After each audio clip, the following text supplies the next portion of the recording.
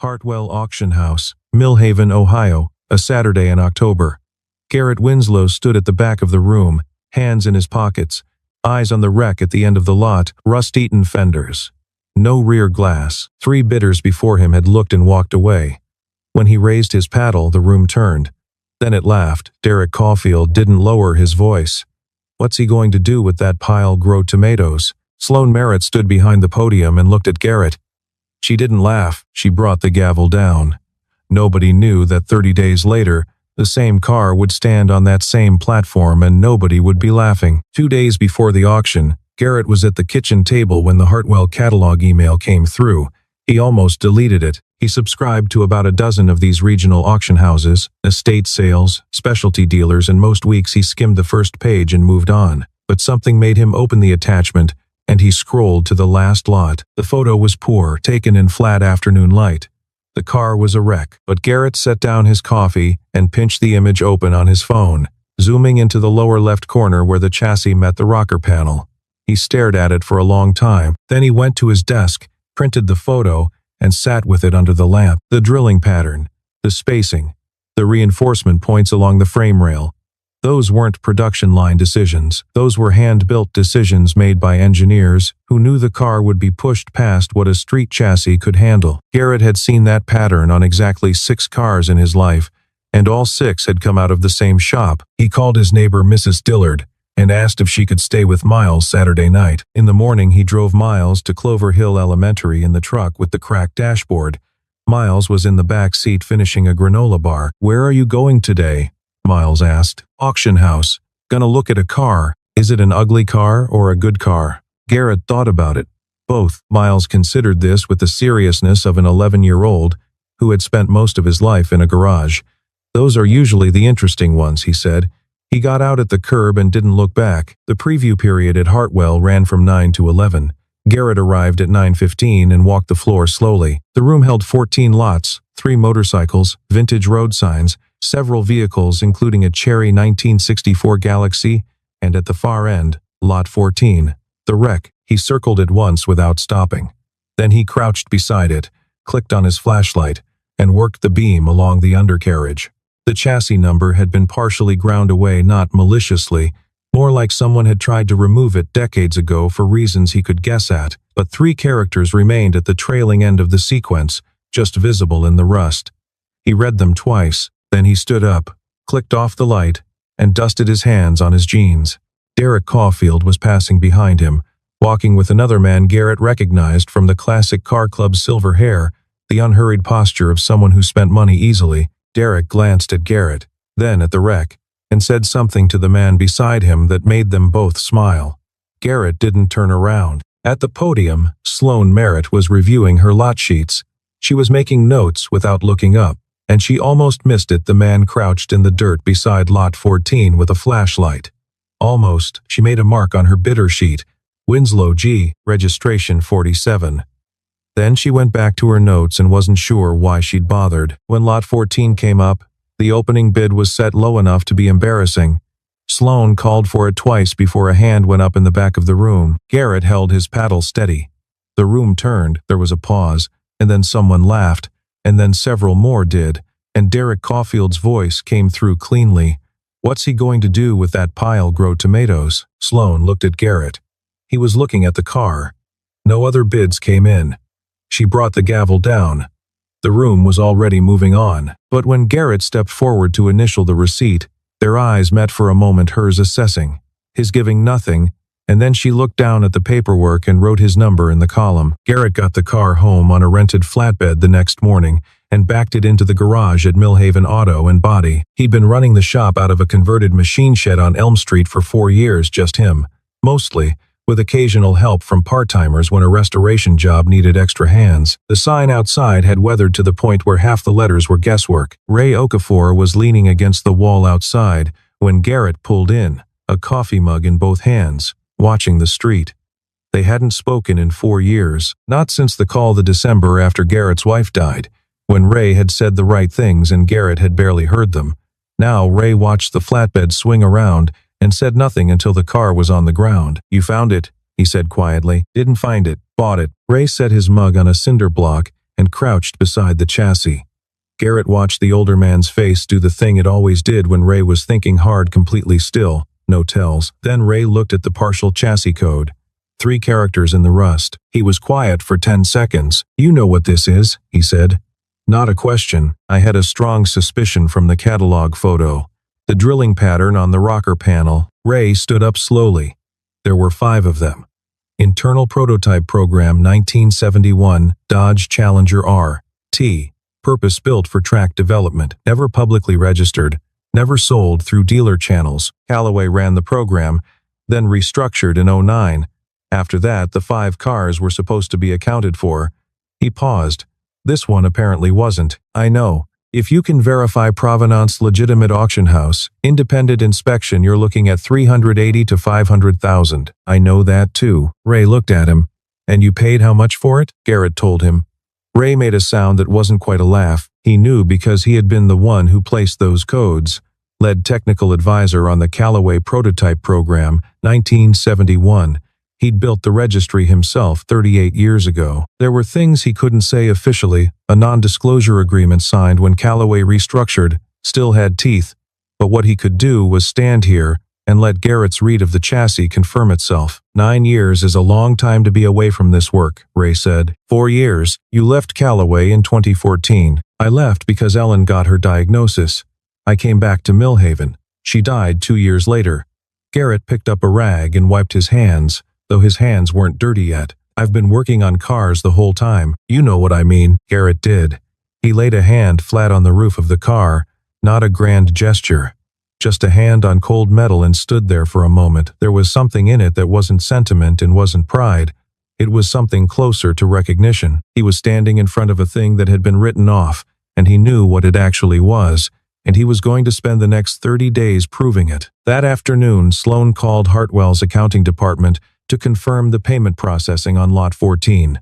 Routine. She handled 3 other calls after that, then sat back at her desk and looked at the lot sheet she'd filed. Bidder 47. She opened a browser tab and typed, Garrett Winslow, Millhaven, Ohio. Auto repair shop on Elm Street. Website built in 2015. Sparse a few photos, a contact form, reviews that said things like honest and knows what he's doing. Nothing else. She closed the tab. She didn't close the window. Back in the garage, Garrett pulled the calendar off the wall and counted squares. 30 days. He put it back and walked to the far end of the shop and started making a list. 30 days. Enough. If he didn't sleep much, the first week was mostly demolition. Every panel off, every line disconnected, the interior stripped to bare metal. Garrett worked from 6 in the morning until past midnight on most days, eating at the workbench, taking calls from parts suppliers in Kentucky and Tennessee and Michigan between jobs. He scrawled numbers on the inside of a pizza box and taped it to the wall. He ordered a set of NOS chrome trim pieces from a dealer in Nashville who had them in a warehouse and didn't know what he had. He found the correct carburetor on a forum, drove to Dayton on a Wednesday evening to pick it up, and drove home in the dark. Miles came to the garage after school on Tuesdays and Thursdays. He'd drop his backpack behind the parts counter, spin once on the old desk chair, and pull out his homework. He didn't talk much while he worked, which was something he'd gotten from his father. But after 20 minutes or so, he'd ask something. What color are you going to paint it? Garrett was under the car and didn't look up. Original color. What's original? Garrett slid out. Looked at his son. Plum crazy purple. Miles made a face like he'd bitten something sour. That's a real color? Came from the factory. That's the worst name for a color I've ever heard. Dodge named it. Dodge was wrong. Garrett laughed. It caught him off guard, the laugh and the ease of it.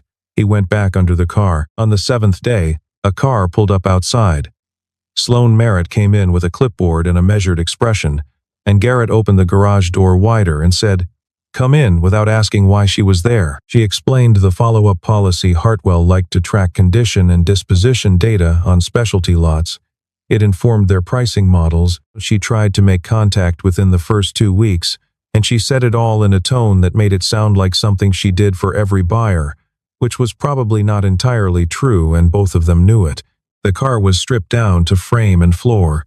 No wheels, no seats, no glass. Sloan looked at it with an expression she kept professional, and Garrett walked her through what was staying and what wasn't, and he did it in the specific and hurried language of someone who doesn't need to explain because they already know, but is explaining anyway because they've been asked. She watched him handle the remains of the original steering column careful, like it was still attached to something, and she understood then that this was not a man guessing at what he had. This was a man reading a book he'd read before. "Do you have plans to resell after restoration?" she asked.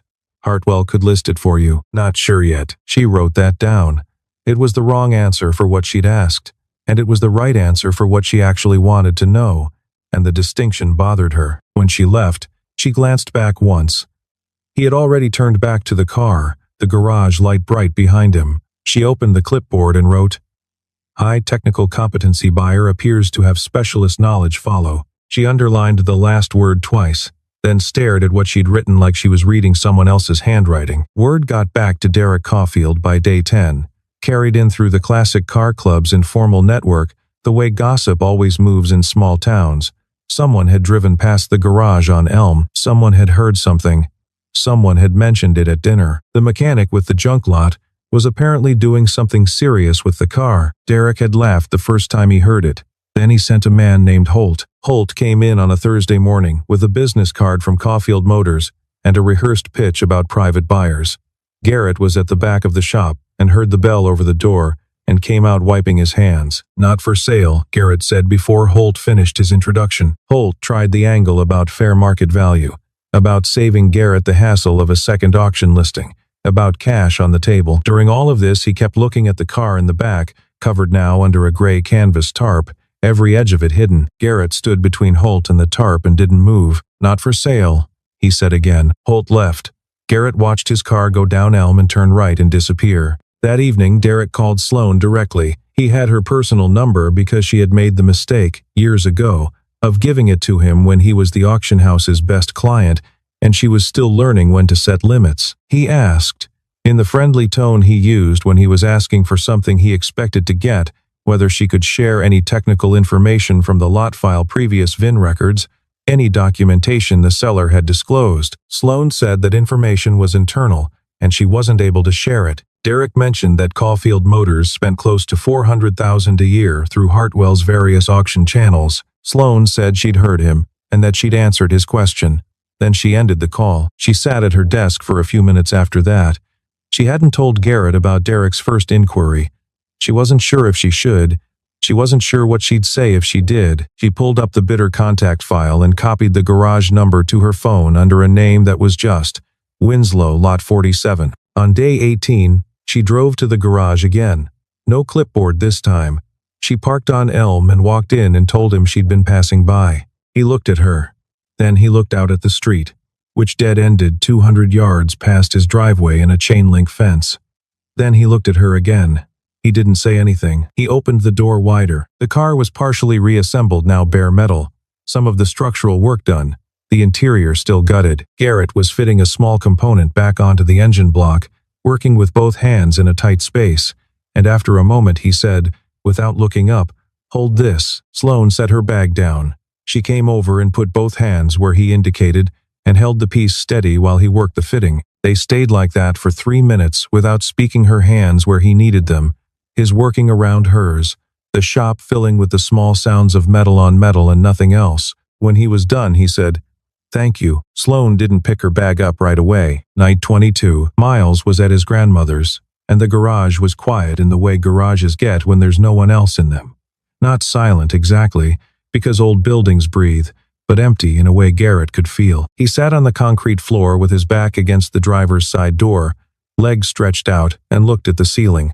Not the posture of a man in crisis, more like the posture of a man doing arithmetic in his head, adding up what was owed and what was being paid and checking whether the columns balanced. On the shelf above the parts bins there was a photograph in a small frame, not displayed, prominently pushed back against the cinder block, between a manual and a coffee can of hex bolts. The photograph was from 2006, Ellen standing next to a car in a white shop coat, squinting against the Columbus sun, one hand on the hood. The car was a 1968 Trans Am Racer, the first Garrett had fully restored at Callaway, and she had driven up to see it on delivery day, and stood there with her hand on the hood and said, "You made something." She'd been the one who told him to come home. Stage 3. February 2013. He'd been 2 weeks out from finishing a Shelby Cobra restoration that was going to sell for $900,000 at Barrett Jackson, and she called him on a Tuesday and said, "I don't need you at Callaway, I need you here." He'd driven home that night. She died in March 2016. He never went back to Columbus. His phone buzzed on the workbench. 10:03. A message from Sloan. Checking on the title transfer documentation, did you receive the secondary paperwork from the county? He looked at it. Standard question. Could have waited until morning. He wrote back that he had the paperwork and that the car was on schedule. He looked at the message for a moment after he sent it. Nobody had asked about the car's schedule. 3 minutes later, she wrote back, "I know." He set the phone face down on the workbench and didn't look at it again that night. Day 25. Ray came back in the afternoon with a folded piece of paper he set on the workbench without explaining. Garrett unfolded it. It was a photocopy of a page from a trade publication, Restoration Today, November 2011, a feature on prototype programs from American muscle manufacturers. The Callaway section ran 2 pages, no photographs of individual cars, no mention of the engineers by name, but the technical specifications, frame drilling patterns, and chassis reinforcement specs. The custom carburation program were described in enough detail that anyone with the right background would know exactly which cars it was describing. Ray picked up his coffee. "I didn't bring that," he said, and walked out. Garrett read the article twice. Then he laid it flat on the workbench and put a wrench on top of it so it wouldn't slide. This was the piece he'd been missing, not the proof, but the bridge. If he could link the chassis code to the technical specs in this article and get someone with auction credentials to formalize the connection, the provenance argument could hold. He looked at the calendar. 5 days. Then he looked at his phone. Sloan's name still on the screen from the night before. He didn't call. He didn't put the phone away either. Day 27. Sloan arrived at her office at 7:40 in the morning and found an email waiting that had come in at 11 the previous night. No sender name. No subject line. A single attachment. A scanned document. 8 pages. The header reading Callaway Motorsport Heritage Internal Vehicle Registry Restricted, dated January 2009. She read it carefully. 5 chassis numbers, fully listed. Against each one, basic specs, build date, program designation. The 5th car on the list had 3 characters at the end of its chassis number that she had seen before. She forwarded it to Hartwell's IT desk and asked them to trace the sending address. The response came back that afternoon. A public computer at the Columbus Metropolitan Library, North Side branch. She sat with that for a while. Then she pulled the original lot file and found the name that had appeared in the CC field of the document's internal routing header. Ray Okafor, lead technical advisor. She dialed the number she found for him. He picked up on the 3rd ring. "Mr. Okafor, this is Sloan Merritt from Hartwell Auction House in Millhaven. I received an interesting document this morning." A long pause. "I didn't send you anything. I know. I'm restricted from making certain disclosures. Have been for 16 years. I understand." Another pause. "You should ask Garrett directly. About the years 2006 through 2014. His voice was even, almost professional. Like he was describing a route on a map, that's all I'd say." Then he hung up. Sloan drove to the garage that afternoon with her laptop in a bag over her shoulder and no other explanation prepared. Garrett was at the workbench when she walked in. She set the laptop on the cleared corner of the bench and opened it and turned the screen toward him and didn't say anything. He looked at the document for a long time. Then he looked up at her, not past her, not to the side, but at her directly, the way he hadn't done in any of the previous visits. "You need an official confirmation?" he asked. "I need to understand what I'm looking at." "You're looking at why I bought the car," he told her. "Not everything, but enough, the bones of it. Callaway in 15 years, and the 60-something cars he'd restored, some of which had sold at Barrett Jackson for numbers that had made collectors go quiet in their seats." He told her about leaving in 2014 and why. He told her about Ellen. He said all of it in the flat, matter-of-fact tone of someone who is not performing grief, but is not pretending it isn't there either. He spoke like a man explaining a series of decisions that all made sense at the time. Sloan listened. She was good at listening. It was a professional skill, reading what was said and what was underneath it, and she heard both. When he finished, she looked at the car. The body panels were on now. The paint was going on in stages. She hadn't known what plum-crazy purple would look like on a full car. and she found she'd been picturing it wrong. It wasn't garish. Under the garage lights, it was deep and almost liquid, the kind of color that changed depending on where you stood. "What are you going to do with it when you're done?" she asked. "Return it to where it belongs." She didn't know if he meant the marketplace or something else. She didn't ask. When she left, she stood outside the garage door for a moment before getting in her car. The light inside was warm. She could hear him moving around in there, tools settling, footsteps on concrete. It occurred to her, standing in the parking lot on Elm Street on a Thursday evening in October, that she was paying attention. Not analyzing, not calculating angles, just paying attention to a person, the way she used to do before she learned not to. She drove home and didn't quite know what to do with that. On the evening of day 29, the car was finished. Garrett stood against the far wall with his arms folded and looked at it. All four wheels on the ground, the paint solid and deep under the shop lights, the chrome trim, the correct chrome trim, sourced and verified, catching the light off the ceiling. The interior rebuilt to original spec, down to the correct seat fabric and the correct dash bezels. If you didn't know the car's history, you would think it was a very fine restored Challenger. If you knew the car's history, you would understand what you were actually looking at. Ray was there. He'd come by with sandwiches and hadn't left. He sat on the stool by the parts counter and looked at the car. "Will you disclose the provenance at the sale?" he asked. "If Sloan can formalize it through Hartwell, yes. If she can't, I sell it as a documented restoration and walk away with enough to fix the roof. You didn't do this for the money." "No." Garrett looked at his watch. "But Miles needs new shoes." Ray laughed a real laugh, not polite. Garrett smiled. At 9 that evening, Sloan called. She'd spent the better part of the week working through it, the anonymous document, the trade publication piece, an independent inspection she'd arranged with a specialist from a respected shop in Cincinnati. She had a provenance file that was not definitive but was legitimate. Claimed heritage, supported by physical examination and partial documentation, disclosed fully in the listing. Not Sotheby's standard, Hartwell's standard, with complete transparency. Garrett listened. Then he said, "Will Derek cause problems for you?" A pause. The first time he had asked her a question that was about her rather than the car. "Probably," she said. "That's my problem." An hour later, there was a knock at the garage door. Garrett opened it and found Derek Caulfield standing in the driveway in a blazer. The kind of man who dressed well even when he was doing something he shouldn't be doing. Derek looked at the car. His face went through several expressions in quick succession. The last one was want. Plain and uncomplicated want. He offered $120,000 on the spot. Cash, or a check tonight, to avoid the auction process entirely. Garrett shook his head. Derek pushed the number higher. He explained the logic. Avoiding fees, avoiding uncertainty, clean transaction. He was reasonable about it. He was persuasive. He'd had a lot of practice. Garrett said, "You waited 30 days to ask. I spent 30 days to build my answer." He stepped back and closed the garage door. He stood in the quiet for a moment. From the cot he'd set up in the corner because Miles's grandmother had plans, and Miles needed somewhere to sleep, came a small voice. "Dad." Garrett walked over.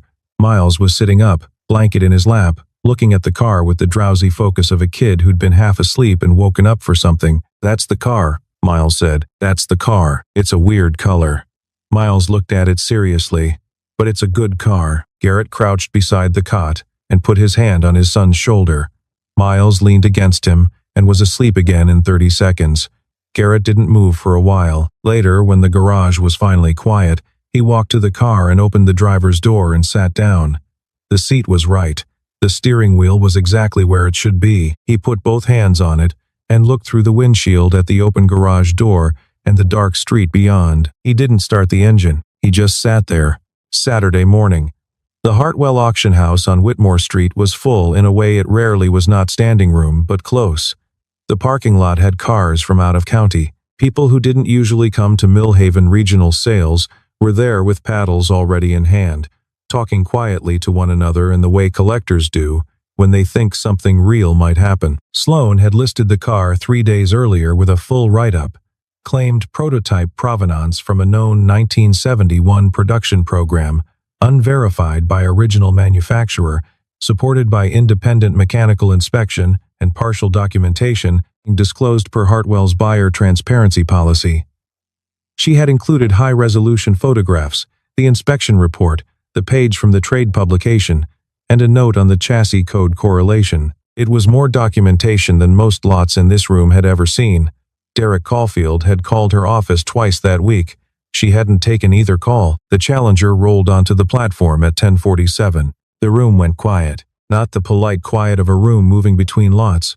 A real quiet, the kind that happens when the thing in front of you is actually what was promised. Plum crazy purple under the auction house lights.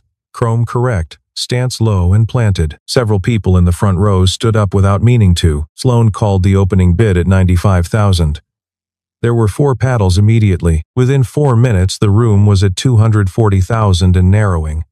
By 7 minutes, it was Derek and a buyer from Cincinnati, whose name was on the registration as a private collector Sloan didn't recognize. They went back and forth with the focus of 2 men who had both decided to win. 310, 325, 340. 355. Derek raised his paddle, paused at 355,000. Sloan watched the room. She found Garrett in the back, same position as 30 days ago, back row, hands in his pockets looking at the car. He hadn't bid. He'd consigned the car to Hartwell 3 days before the sale and stepped out of the process. He was just watching. The Cincinnati buyer raised his paddle. 360,000. Derek looked at his paddle. He looked at the car. He set the paddle on his knee. Sloan gave the room 10 seconds. $360,000. Going once. She paused. Going twice. The room was perfectly still. She brought the gavel down. The room broke into applause, scattered at first, then spreading. Derek Caulfield rose from his seat and walked toward the exit without speaking to anyone. Not hurrying but not stopping either. People watched him go. Sloan wrote the sale number on the sheet in front of her and signed her name. She looked up. Garrett was looking at her from across the room, not smiling, just looking with the particular steadiness of a man who had said what he needed to say without opening his mouth. She held his gaze for a moment, then looked back at her paperwork and was aware that something had shifted, though she couldn't have said precisely when. The crowd thinned over the next half hour. Garrett signed the settlement paperwork at the side table after Hartwell's commission and fees. $306,000 and change landed in an account that had been running on careful math for 4 years. He stood in the hallway looking at the number on the form and let out a slow breath. It wasn't the number that moved him. It was the fact of it, the proof that what he'd seen in a catalog photograph at his kitchen table 3 weeks ago had been real, and that seeing it had mattered, and that the work had been worth doing. Derek came down the hall. He stopped in front of Garrett and looked at him, not with hostility, not with the edge he'd carried in every interaction up to now. He looked like a man doing a calculation and coming out on the wrong side of it. "You knew from the beginning," Derek said. "Yes." Derek studied him for another moment. He glanced down the hall toward the now empty auction floor, then back. "I looked at the same catalog," he said. "Same photograph." Something shifted in his expression, not quite respect, but the thing that precedes it. "I didn't see what you saw. Most people don't." Derek held his gaze. Then he nodded once, slowly, the way people do when they're acknowledging something they'd rather not.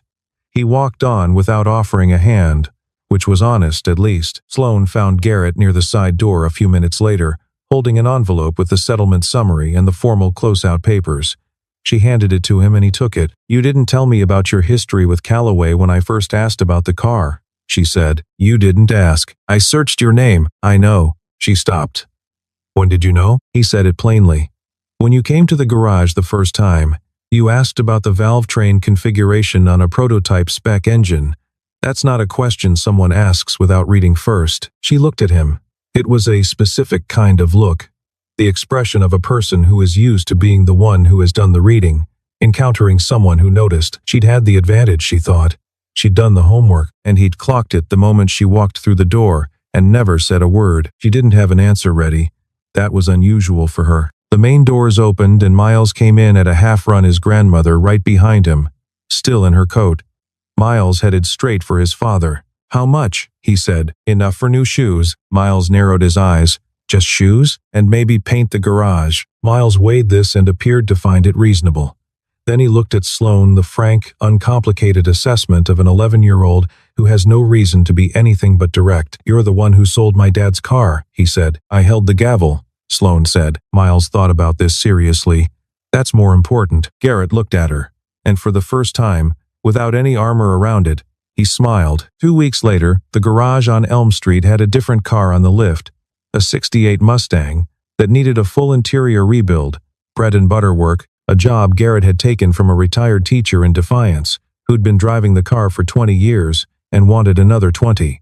Garrett was under it when Ray's truck pulled into the lot. Ray came in and sat on the stool without being invited, which was the only way he ever sat on it. Calloway reached out, he said. Garrett slid out from under the car on his back and looked at the ceiling. They traced the sale, Ray continued. They're not pursuing anything. Chain of title is clean going back 30 years, nothing to claim. But they want to talk. They're asking if you'd be interested in coming back in some capacity. He paused. Consulting. Or more than that, depending. Garrett looked at the Mustang's undercarriage for a moment. Then he sat up. What did you tell them? That I'd pass it along. Ray didn't say anything else. He had a talent for leaving space in conversations learned over a long career of working with men who thought better when they weren't being pushed. Garrett was still sitting there when he heard the sound of a car in the lot. Not Ray's truck. He knew Ray's truck. He heard the door and then footsteps on the concrete, and he recognized those too. Sloane came in without knocking, which she had apparently stopped doing. She had nothing in her hands, no clipboard, no bag, no professional prop of any kind. She stood in the middle of the garage in her coat and looked at Garrett sitting on the floor next to the Mustang. Calloway called the office, she said, to confirm the provenance documentation was legitimate for their records. I heard. He got to his feet. Ray just told me. They asked whether you might want to come back. She was watching him carefully. They asked me. Garrett was quiet for a moment. They asked you. They asked whoever knew you best right now. A pause, smaller this time. I don't know why I answered that. The garage was quiet. Not the tense quiet of two people on opposite sides of something, the quiet of two people standing in the same place, arriving at the same understanding at close to the same moment, which is a different thing entirely. Do you want to see what else came in? Garrett said. It was not a romantic question. It was the question of a man who wanted a reason for someone to stay. Sloane looked at the Mustang. 68 interiors. What fabric did they use? Are you asking because you want to know? Or because you want to stay? She met his eyes. Both. Garrett stood up fully. He extended his hand not for a handshake, just a gesture, the kind you make when you're inviting someone further into a room. Sloane put her hand in his. They walked toward the back of the garage. The door stayed open. The late afternoon light came through at a low angle, the way October light does in Ohio, and laid two long shadows across the concrete floor, longer than the people who made them. Neither of them had been looking for this, but that, as it turned out, was exactly why it was here.